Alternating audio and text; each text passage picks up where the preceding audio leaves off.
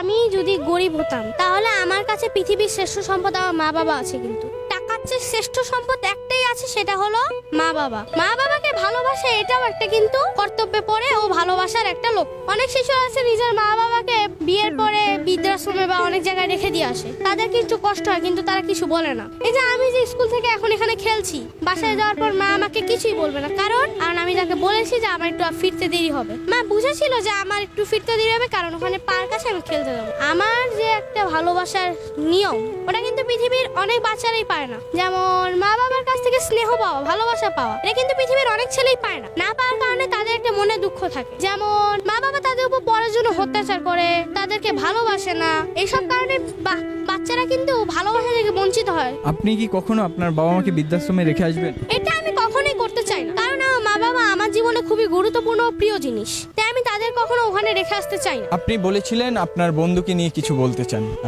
আসলে এই বিষয়ে। আচ্ছা, আমার বন্ধুর নাম ফারহান, ওর সাথে প্রায় আমার 2 বছর যাবত বন্ধুত্ব, 2-3 আরো আগে থেকে আমরা মোবাইলে আগে কথা বলতাম। এই স্কুলে 2 থেকে আমরা ভর্তি হয়েছি একসাথেই। এখন স্কুলে থাকার সময় ও আমার সাথে এরকম কাজ করে, মানে কোনো হাসি পায় দেখলে।